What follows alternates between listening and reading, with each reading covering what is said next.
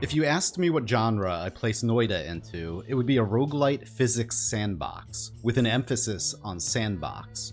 Because Noita has a deceptively wide amount of ways one can play it, several of which the player is actually rewarded for in-game. Hello, I'm Fury, and I hope you're having a great day. This video is focused completely on rewards you may obtain by beating the game under certain conditions, so it's obviously going to deal with spoilers. There's your warning. Now, let's begin. If you've beaten the game at all, you're probably familiar with this golden statue of Noita in the end room. This is your reward for beating the game under normal circumstances. But there are actually 6 other trophies at the time of this recording you can obtain in a variety of different ways. First up is the Pacifist trophy, which is awarded to the player for beating the game without killing anything, boss included.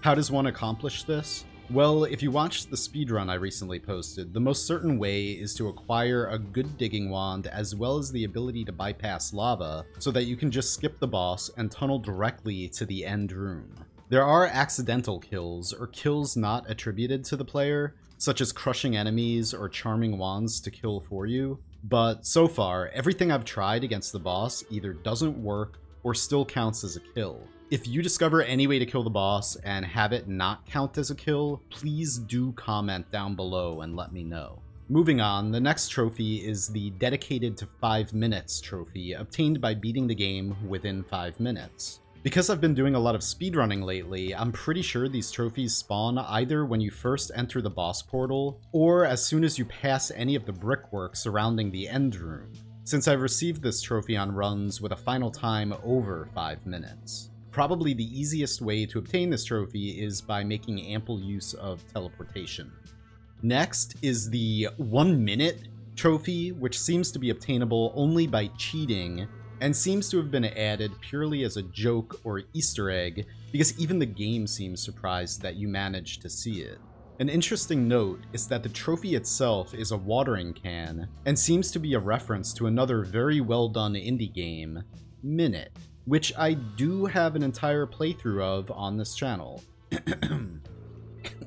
Anyway, next up is the No Money trophy, obtained by not touching a single pixel of gold during a run, which is a lot more difficult than it might sound since there's gold flying all over the place during a typical run.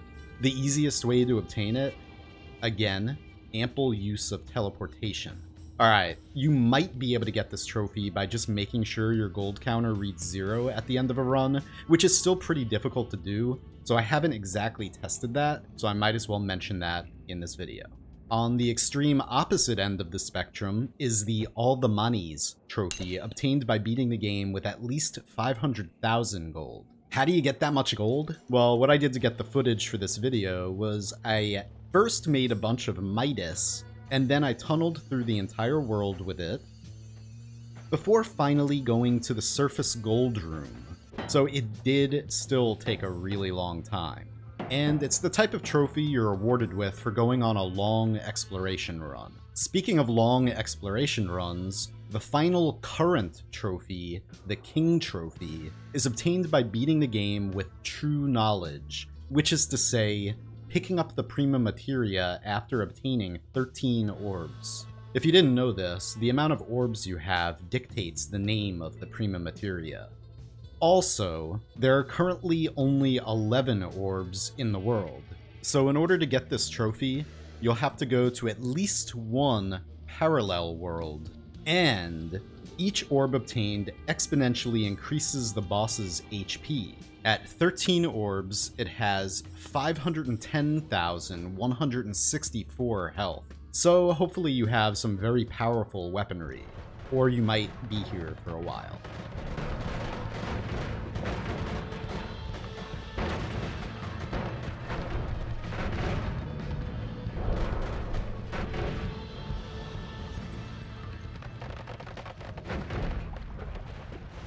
And so that brings us to the end. The entire point of this video was for me to hammer home how much variety there is in the game, and how many ways there are to play it. So no, you are not playing it wrong. Play it the way that you enjoy, because the game actually encourages that. If you want to speedrun it, If you want to spend 10 hours on a run, do so. Anyway, I hope you have a fantastic day, and I'll see you next time.